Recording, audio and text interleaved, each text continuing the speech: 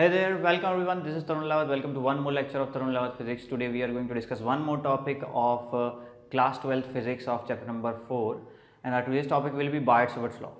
Right? आज हम पढ़ेंगे Biot-Savart's law. Right? आज हम पढ़ेंगे Biot-Savart's law.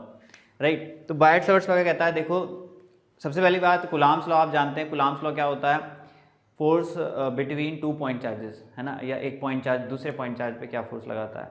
लेकिन अगर हमको फोर्स निकालनी हो एक लाइन चार्ज पे, एक लाइन चार्ज की वजह से, ठीक है, किसी दूसरे चार्ज पे, तो हम क्या करते थे, एक यहाँ पे एक पॉइंट चार्ज मान लेते थे. क्या मान लेते थे कि यहाँ पे हमने एक पॉइंट चार्ज मान लिया, ठीक, इस वायर के छोटे से हिस्से को एक पॉइंट चार्ज मान लिया. उस पर हम क्या करते थे, कूलॉम लॉ लगाते थे और बाद में क्या कर देते थे, इंटीग्रेट कर देते थे होल वायर के लिए. राइट. तो कूलॉम लॉ क्या है था? कूलॉम लॉ किस तरीके से काम करता था? एक पॉइंट चार्ज के लिए, ठीक है. लेकिन अगर हमको किसी बॉडी चार्ज की वजह से फोर्स वगैरह निकालनी है तो हम क्या करते थे, उस पॉइंट चार्ज का इस्तेमाल करके फिर क्या कर देते थे, इंटीग्रेट कर देते थे. राइट. तो वही बात है बायोट-सावर्ट्स लॉ में. अगर आपको एक कंप्लीट वायर की वजह से, किसी वायर की वजह से मैग्नेटिक फील्ड पता करना है तो आप उसके एक पॉइंट एलिमेंट से, उस वायर के एक पॉइंट एलिमेंट से मैग्नेटिक फील्ड निकाल सकते हैं सबसे पहले, और उसके बाद कंप्लीट वायर के, चाहे कैसा भी शेप हो उस वायर का, उससे आप मैग्नेटिक फील्ड फाइंड आउट कर सकते हैं. सबसे पहला काम क्या होगा, उसके एक पॉइंट एलिमेंट से आप क्या निकालें, मैग्नेटिक फील्ड. उस पॉइंट एलिमेंट से जो मैग्नेटिक फील्ड निकालने का फॉर्मूला हमको किसने दिया, बायोट-सावर्ट ने. राइट. वो फॉर्मूला क्या है, देखो, लेट्स सपोज कुछ भी है, कुछ आर्बिट्री वायर है इस तरीके से, ठीक है, और इसके अंदर आई करंट फ्लो हो रहा है. कितना करंट फ्लो हो रहा है, आई. और यहाँ पे हमको क्या निकालना है, यहाँ पे आपको निकालना है, let's suppose this is a point, ठीक है, यहाँ पे एक पॉइंट है, ये एक पॉइंट है, पॉइंट है, और इस पर आपको मैग्नेटिक फील्ड पता करना है इस वायर की वजह से. तो बायोट-सावर्ट ने क्या कहा कि इस वायर से तो पता कर ही लेंगे, लेकिन हम क्या पता करेंगे कि एक पॉइंट एलिमेंट वायर को सिलेक्ट करेंगे, यानी छोटी सी लेंथ सेलेक्ट करते हैं DL. ये इतनी छोटी लेंथ है, इतनी छोटी लेंथ है कि एक पॉइंट के बराबर है, ठीक है. अब इसको हम बोलते हैं छोटा सा करंट एलिमेंट, ठीक है. इसके अंदर करंट फ्लो हो रहा होगा I, है ना, ठीक. तो इस पॉइंट साइज की लेंथ को हम बोलेंगे करंट एलिमेंट. क्या बोलेंगे, करंट एलिमेंट. करंट एलिमेंट, छोटा सा करंट एलिमेंट है ये, DL लेंथ का. DL लेंथ कितनी है, पॉइंट. तो एक पॉइंट एलिमेंट जिसके अंदर, एक पॉइंट जिसके अंदर करंट फ्लो हो रहा है I, उसकी वजह से यहाँ R डिस्टेंस दूर मैग्नेटिक फील्ड होगा, कुछ छोटा सा मैग्नेटिक फील्ड होगा, उस मैग्नेटिक फील्ड को बोल देते हैं DB, ठीक है. इस DL लेंथ की वजह से, यानी छोटी सी पॉइंट लेंथ, इस पॉइंट लेंथ में करंट फ्लो हो रहा है I, ठीक है. तो हम बोलेंगे इस पॉइंट लेंथ को बोलेंगे एक छोटा सा करंट एलिमेंट, ठीक है. इस करंट एलिमेंट की वजह से यहाँ एक छोटा सा मैग्नेटिक फील्ड बन रहा होगा. वो मैग्नेटिक फील्ड कितना होगा, तो बायोट-सावर्ट ने कहा कि वो जो मैग्नेटिक फील्ड होगा वो होगा I इंटू DL. भाई I इंटू DL क्या है, करंट एलिमेंट, ठीक है. I इंटू DL क्या है, करंट एलिमेंट, ठीक है. इसको बोलते हैं करंट एलिमेंट, या कंफ्यूजन दूर करने के लिए इसको हम बोल देंगे, ठीक है, करंट एलिमेंट को बोलते हैं I इंटू DL. ये जो छोटा सा करंट एलिमेंट है इसको बोलते हैं I इंटू DL, और करंट एलिमेंट पे ये मैग्नेटिक फील्ड डिपेंड करेगा I इंटू DL. ये अगर आपको इसमें कंफ्यूजन है तो आप ऐसे ही बोल सकते हो कि जो छोटा सा मैग्नेटिक फील्ड होगा वो करंट पे भी डिपेंड करेगा, कितना ज़्यादा स्ट्रॉन्ग करंट है DL के थ्रू, और कितना बड़ा DL है, कन्फ्यूजन को दूर करने के लिए, है ना. अगर आपको करंट एलिमेंट को समझने में दिक्कत आ रही है तो आप ऐसे भी समझ सकते हो, ठीक है. तो मैग्नेटिक फील्ड जो यहाँ होगा वो किस पे डिपेंड करेगा, इस करंट एलिमेंट पे डिपेंड करेगा, ठीक है. इस करंट एलिमेंट पे डिपेंड करेगा, यानी यहाँ जो छोटा सा मैग्नेटिक फील्ड होगा आइडियल पे डिपेंड करेगा. और अगर आइडियल करंट एलिमेंट मैंने क्यों लिया, कैसे लिया, इसको समझने में आपको दिक्कत है, ऑब्वियसली होगी भी, ठीक है. तो आपको आप ऐसे मान सकते हो कि यहाँ पे जितना स्ट्रॉन्ग करंट फ्लो रहा होगा मैग्नेटिक फील्ड उतना स्ट्रॉन्ग होगा, और DL जितना बड़ा होगा मैग्नेटिक फील्ड भी उतना ज़्यादा होगा. ऐसे अपनी कन्फ्यूजन को कम रखने के लिए आप ऐसे याद कर सकते हैं. अब लेट्स सपोज DL और R के बीच में एंगल कितना है, थीटा. भाई ये DL है और इसके बीच में, तो DL को मैं थोड़ा सा for the purpose of studying थोड़ा बड़ा दिखा देता हूँ, ठीक है. इसके बीच में एंगल कितना है, थीटा, ठीक. अच्छा, अब एक बात और, पॉइंट जितना दूर होगा मैग्नेटिक फील्ड उतना वीक होगा. पॉइंट जितना दूर होगा मैग्नेटिक फील्ड उतना वीक होगा. तो DB is equal to 1/r, DB is equal to 1/r. अब एक बात और नोटिस करी गई कि अगर आप दूरी को डबल कर दोगे तो मैग्नेटिक फील्ड 4 गुना वीक हो जाएगा, दूरी को ट्रिपल कर दोगे तो मैग्नेटिक फील्ड 9 टाइम्स वीक हो जाएगा, दूरी को 4 गुना कर दोगे तो मैग्नेटिक फील्ड 16 टाइम्स वीक हो जाएगा. इसका मतलब ये स्क्वायर पे काम करता है, इसका इफेक्ट स्क्वायर में आता है मैग्नेटिक फील्ड पे. तो DB is directly proportional to 1/r². अच्छा, एक बात और नोटिस करी गई, क्या नोटिस करी गई कि जैसे जैसे आप अगर आप पॉइंट को नीचे ले आओ तो मैग्नेटिक फील्ड बढ़ जाता है, और अगर पॉइंट को आप ऊपर ले जाओ, ठीक है, इस तरीके से पॉइंट को पकड़ के मैं नीचे ले आऊँ तो मैग्नेटिक फील्ड बढ़ जाएगा, पॉइंट को पकड़ के ऊपर ले जाऊँ तो मैग्नेटिक फील्ड घट जाएगा। तो देखो जब मैं पॉइंट को पकड़ के नीचे ला रहा हूँ तो मैं थीटा बढ़ रहा है, और जब मैं पॉइंट को पकड़ के ऊपर ले जा रहा हूँ तो थीटा घट रहा है, ठीक है। तो थीटा बढ़ने से मैग्नेटिक फील्ड बढ़ रहा है और थीटा घटने से मैग्नेटिक फील्ड घटता है। तो ऐसा कौन सा ट्रिग्नोमेट्रिक फंक्शन है जो थीटा के साथ चलता है, यानी थीटा बढ़ने से बढ़ता है और थीटा घटने से घटता है, तो वो होता है साइन थीटा। तो D is directly proportional to sine theta, where theta is angle between, theta is angle between, दिख रहा है ना, theta is angle between DL and magnetic field. Vector form में लिख रहा हूं क्योंकि एंगल डायरेक्शंस के बीच में होता है, राइट, ठीक भाई। अच्छा, अब इन सबको हम एक साथ लिख देते हैं, तो ये हो गया हमारा D B is directly proportional to I D L sine theta over are square, ठीक। अब इसको प्रोपोर्शनलिटी को हटाने के लिए हमने कांस्टेंट लगाया, उस कांस्टेंट को बोलते हैं mu naught over 4 pi, mu naught over 4 pi I D L sine theta over are square. दिख रहा है ना, दिख रहा है, ठीक है, ठीक है। तो हमारे पास बायोट-सावर्ट लॉ क्या आया, D B is equals to mu naught over 4 pi I D L sine theta over are square. Mu naught over 4 pi constant है, म्यू नॉट ओवर 4 पाई की वैल्यू होती है आपकी 10 टू द पावर -7 के बराबर, जिसमें जो म्यू नॉट है, म्यू नॉट को बोलते हैं permeability of free space, permeability of free space, permeability of free space. अच्छा, अब देखो एक बात ध्यान देने वाली यहाँ पे क्या है कि म्यू नॉट क्या होता है। देखो चैप्टर नंबर 1 में आपने एप्सिलॉन नॉट पढ़ा होगा, उसको बोलते थे परमिटिविटी ऑफ फ्री स्पेस, बोलते थे कि नहीं। परमिटिविटी क्या होती थी कि लेट्स सपोज दो चार्जेस है Q1 एंड Q2, दोनों के बीच में क्या लग रही है, फोर्स लग रही है, कितनी, 100 न्यूटन की लग रही है फॉर एग्जांपल। अब जो जहाँ ये दो चार्ज रखे हैं इसके चारों तरफ कुछ मीडियम भी होगा, है ना, एयर हो सकती है, वाटर हो सकता है, कोई और लिक्विड हो सकता है, कोई सॉलिड हो सकता है, ठीक है, कोई गैस हो सकती है। अब वो मीडियम क्या करता है, इसमें से कुछ को एब्जॉर्ब कर लेता है अपने अंदर इस फोर्स को, यानी इन दोनों के बीच में डेवलप हुई 100 न्यूटन की, और लग कितनी रही है 70 न्यूटन की, एक्सपीरियंस कितनी कर रहे हैं 70 न्यूटन की, डेवलप कितनी हुई थी 100 न्यूटन की, एक्सपीरियंस कितनी कर रहे हैं 70 न्यूटन की। तो मीडियम जो है, जो मीडियम है उसने 30 न्यूटन की एब्जॉर्ब कर ली, 30 न्यूटन की उसने फोर्स एब्जॉर्ब कर ली, अपने अंदर परमिट कर ली, उसको बोलते हैं परमिटिविटी। इस परसेंटेज को हम क्या बोलते हैं, परमिटिविटी ऑफ दैट मीडियम। अब परमिएबिलिटी क्या होती है, परमिएबिलिटी होती है मीडियम ने कितना अलाउ किया, तो 100 यूनिट में से कितना अलाउ किया, 70 न्यूटन अलाउ कर दिया ना, 70% अलाउ कर दिया उसने, भाई एब्जॉर्ब कितना करा 30 न्यूटन, 30%, अलाउ कितना करा 70 न्यूटन, 70%। तो जो जितना अलाउ करा उसी को क्या बोलते हैं, परमिएबिलिटी ऑफ दैट मीडियम, जितना अलाउ किया उसी को क्या बोलते हैं, परमिएबिलिटी ऑफ मीडियम, ठीक है, क्लियर है परमिएबिलिटी। चलिए आगे बढ़ते हैं, ठीक है। तो फाइनली हमारे पास बायोट-सावर्ट लॉ आ गया कि D B is equals to mu naught over 4 pi I D L sine theta over are square. अगर इसको वेक्टर फॉर्म में आप लिखना चाहते हो तो वेक्टर फॉर्म में कैसे लिखेंगे, देखो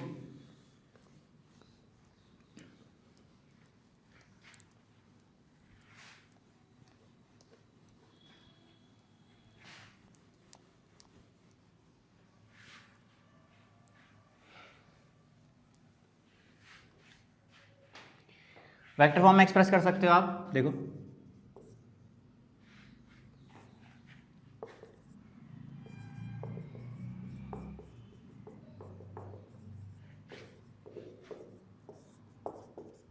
कैसे एक्सप्रेस करेंगे।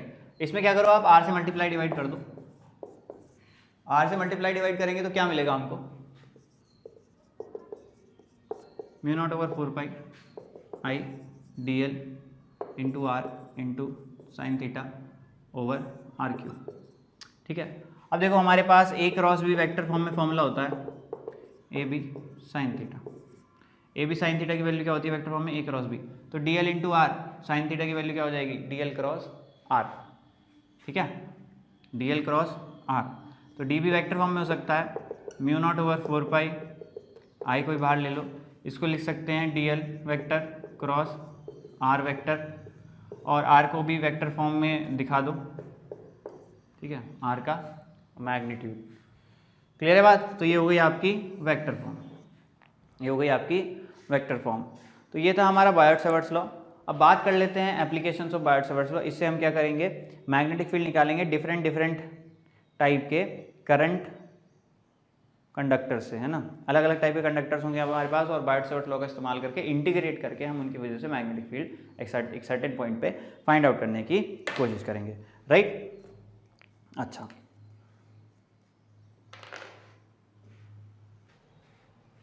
राइट, चलिए आगे बढ़ लेते हैं। तो बात करते हैं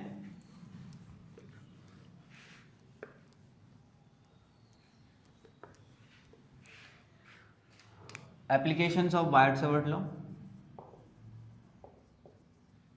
पहली एप्लीकेशंस है आपकी मैग्नेटिक फील्ड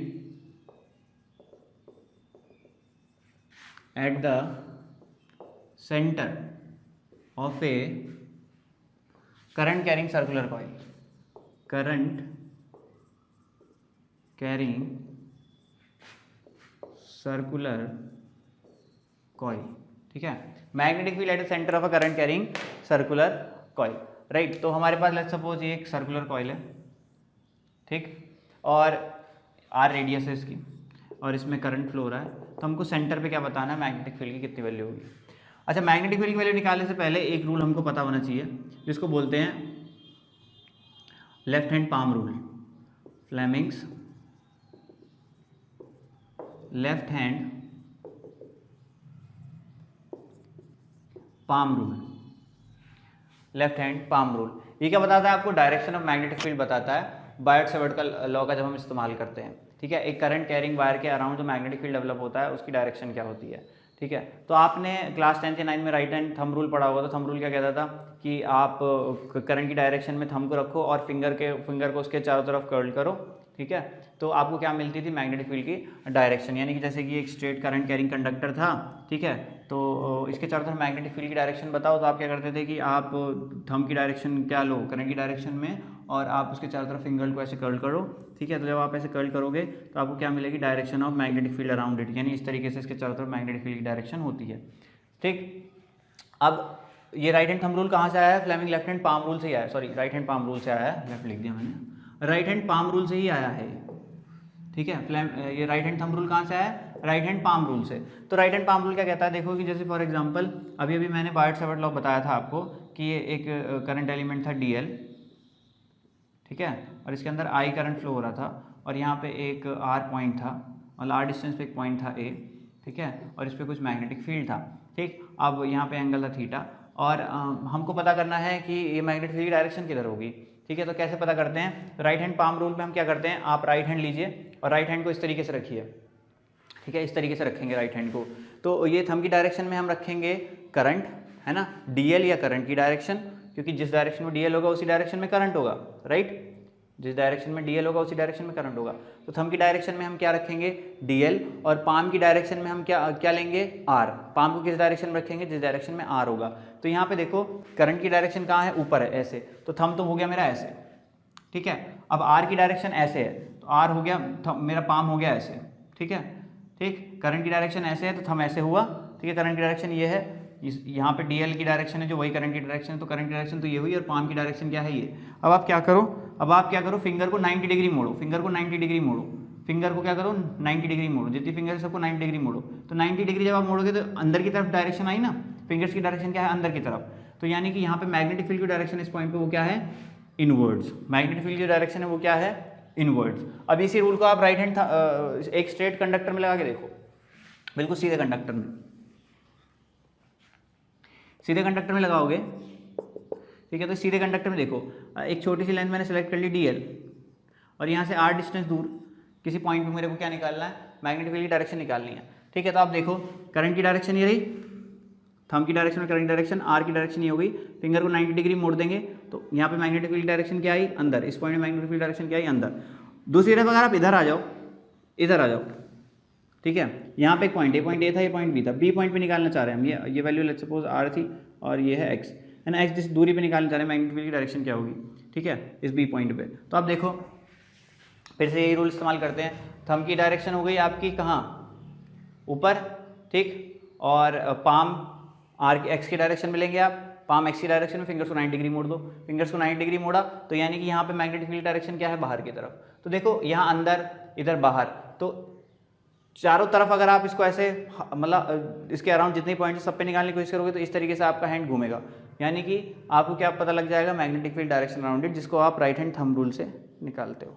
समझ में आई बात? तो राइट हैंड पाम रूल से ही हम क्या निकालते हैं, sorry right hand palm rule से ही क्या है, राइट हैंड थंब रूल आया है, राइट। चलिए आगे बढ़ते हैं। तो हम क्या कैलकुलेट कर रहे थे, magnetic field centre of the current carrying circular coil, right. चलिए तो अब हम क्या करेंगे, देखो एक काम करते हैं यहाँ पे, इसमें क्योंकि करंट फ्लो हो ही रहा है तो यहाँ पे एक छोटा सा हम करंट एलिमेंट सेलेक्ट करते हैं डीएल लेंथ का, ठीक है। तो ये हो गया डीएल लेंथ का छोटा सा करंट एलिमेंट, और यहाँ से यहाँ तक का डिस्टेंस हो गया आपका आर। तो यहाँ पे सेंटर पे हमको मैग्नेटिक फील्ड फाइंड आउट करना है, तो ये एंगल हो गया आपका 90 डिग्री। तो इस छोटे से करंट एलिमेंट की वजह से यहाँ पे कुछ मैग्नेटिक फील्ड बन रहा होगा, उसका फॉर्मूला क्या होता है, बायोट-सैवर्ट लॉ ने हमको बता ही दिया है। According to Biot Savart's law, according to Biot Savart's law, तो dB कितना हो जाएगा, छोटा सा मैग्नेटिक फील्ड, छोटे से करंट एलिमेंट की वजह से यहाँ छोटा सा मैग्नेटिक फील्ड बन रहा होगा dB, उसकी वैल्यू क्या होगी, μ0/4 pi IDL sine theta over are square. तो डिस्टेंस है आपका कैपिटल आर, और थीटा देखो क्या है, DL और आर के बीच में एंगल कितना है, थीटा 90, थीटा है 90 और आर की वैल्यू है आपकी कैपिटल आर, तो वैल्यू पुट कर देते हैं। dB की वैल्यू कितनी हो गई, μ0/4 पाई IDL साइन 90 क्या हो जाएगा आपका 1, और ये हो जाए नीचे आर स्क्वायर, ठीक है। तो छोटा सा मैग्नेटिक फील्ड छोटे से करंट एलिमेंट की वजह से। अब इस तरीके से जितने भी छोटे छोटे करंट एलिमेंट है सबकी वजह से एक छोटा मैग्नेटिक फील्ड यहाँ बन रहा होगा, सबकी वजह से छोटा मैग्नेटिक फील्ड बन रहा होगा, ठीक है। तो हम सारे एलिमेंट्स की वजह से जितने भी मैग्नेटिक फील्ड बन रहे होंगे उनको ऐड कर देंगे। इस प्रोसेस को क्या बोलते हैं हम, इंटीग्रेट, ठीक है। तो for whole wire, for complete coil, for complete coil आप क्या करो, इंटीग्रेट कर दो, है ना, magnetic field due to complete coil, integrate कर दो। तो इंटीग्रेट करोगे dB is equals to μ0/4 pi IDL over are square. अब जो जो कांस्टेंट है वो इंटीग्रेशन से बाहर आ जाएगा, सारा छोटा dB ऐड होकर क्या हो जाएगा, कंप्लीट मैग्नेटिक फील्ड B, ठीक है। और जो जो कांस्टेंट है वो बाहर आ जाएगा, तो μ0/4 पाई कांस्टेंट है बाहर आ गया, I कांस्टेंट है बाहर आ गया, R भी कांस्टेंट है बाहर आ गया, अंदर क्या बचा, integration of DL। Integration of DL का मतलब क्या है, जितने भी DL है सबको ऐड कर दो। तो जितने भी DL है सबको ऐड कर दोगे तो आपको क्या मिल जाएगा, सर्कमफ्रेंस मिल जाएगा सर्किल का। सर्किल का सर्कमफ्रेंस कितना होता है, 2πr, तो रख दो 2πr, μ0I over 4 pi R square into 2πr, ठीक है। तो पाई से पाई उड़ गया, 2 से 2 उड़ गया, आर से आर उड़ गया। तो हमारे पास फाइनली जो मैग्नेटिक फील्ड का फॉर्मूला आया, फाइनली जो मैग्नेटिक फील्ड का फॉर्मूला है हमारे पास, B is equals to μ0I over 2r, μ0I over 2r, ये हमारे पास फाइनल फॉर्मूला मैग्नेटिक फील्ड का आया, राइट। अच्छा एक बात और ध्यान देने की है, अब इसमें डायरेक्शन की बात कर लेते हैं। तो देखो राइट हैंड पाम रूल लगाते हैं, पहले राइट हैंड पाम रूल लगाते हैं। तो देखो यहाँ पे अगर इस करंट एलिमेंट की वजह से यहाँ पे DL एलिमेंट की वजह से जो मैग्नेटिक फील्ड की डायरेक्शन होगी उसको देख लेते हैं। देखो right hand thumb rule, right hand palm rule लगाएंगे तो करंट की डायरेक्शन किधर है, DL की डायरेक्शन क्या है, इस डायरेक्शन में, तो ये हो गया हमारा थंब, ठीक है, थंब हो गया। अब R की डायरेक्शन नीचे है तो पाम को हम नीचे R की डायरेक्शन में ले गए, ठीक। अब आप क्या करो, फिंगर को 90 डिग्री मोड़ दो, फिंगर को 90 डिग्री मोड़ दो, फिंगर को 90 डिग्री मोड़ दो, अंदर मुड़ गई फिंगर, यानी मैग्नेटिक फील्ड की यहाँ डायरेक्शन क्या होगी, अंदर। इस वायर की वजह से, इस एलिमेंट की वजह से कितनी होगी, अंदर। अच्छा यहाँ पे ले लो एक एलिमेंट, यहाँ पे चेक कर लो, यहाँ पे चेक कर लो, यहाँ पे चेक कर लेते हैं, ठीक है। ये छोटा सा हमने लेंथ ले ली DL यहाँ पे। अब देखो इसकी वजह से यहाँ R डिस्टेंस दूर कितना मैग्नेटिक फील्ड होगा, ठीक है। ये यहाँ पे चेक कर लो, चलो उसे छोड़ो, यहाँ चेक कर लो, ये DL है, ठीक है। अब देखो right hand palm rule, current की डायरेक्शन क्या है, नीचे, करंट की डायरेक्शन नीचे, तो करंट की डायरेक्शन नीचे नीचे है, ठीक है। R की डायरेक्शन इधर है, R की डायरेक्शन इधर है, तो आपको क्या करना होगा, देखो क्या करना होगा, देखो R की डायरेक्शन, करंट की डायरेक्शन नीचे है तो नीचे, और पाम मेरा ऐसा आ गया R की डायरेक्शन में। अब आप फिंगर को 90 डिग्री मोड़ो, तो फिंगर इधर तो मोड़ेंगे नहीं, अंदर ही मोड़ेंगे, 90 डिग्री मोड़ दिया। तो अब भी देखो मैग्नेटिक फील्ड डायरेक्शन कहाँ आ रही है, अंदर, मैग्नेटिक फील्ड डायरेक्शन कहाँ आ रही है, अंदर। तो नीचे वाले से भी अंदर आएगी, इधर वाले से भी अंदर आएगी, तो पूरे वायर की वजह से मैग्नेटिक फील्ड डायरेक्शन कहाँ आएगी, अंदर। समझ में आई बात, मैग्नेटिक फील्ड डायरेक्शन कहाँ आएगी, अंदर। अच्छा, और ख़त्म करने से पहले एक बात और,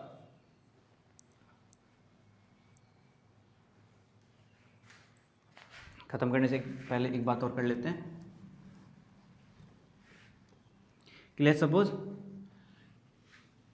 ये आपके पास करंट कैरिंग वायर्स है, ठीक है। यहाँ पे सेंटर पे आपको मैग्नेटिक फील्ड डायरेक्शन बतानी है, तो आप क्या करो, सीधा राइट हैंड थंब रूल तो आता ही है सबको। राइट हैंड थंब रूल क्या कहता है कि भाई एक स्ट्रेट करंट कैरिंग वायर है, अगर आई डायरेक्शन में करंट है तो आप क्या करो, थंब को करंट की डायरेक्शन में लो और फिंगर्स को चारों तरफ कर्ल कर दो, ऐसे तो आपको क्या मिल जाएगी, डायरेक्शन ऑफ मैग्नेटिक फील्ड।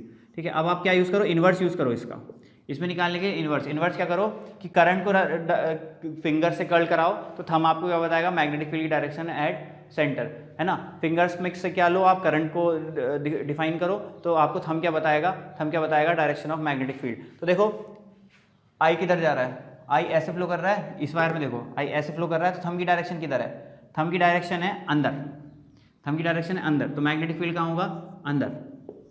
इधर आ जाओ, करंट की डायरेक्शन है बाहर, सॉरी करंट की डायरेक्शन ऐसे है, तो थंब की डायरेक्शन कहाँ है, बाहर, तो मैग्नेटिक फील्ड होगा बाहर, तो यहाँ पे मैग्नेटिक फील्ड हो गया बाहर सेंटर पे। समझ में आई बात। तो इस तरीके से हम inverse of right hand thumb rule भी यूज़ कर सकते हैं, है ना, सर्कुलर वायर में करंट की डायरेक्शन बताने के लिए। तो आज के लेक्चर में हम इतना ही पढ़ेंगे, बाकी बात करेंगे नेक्स्ट लेक्चर में।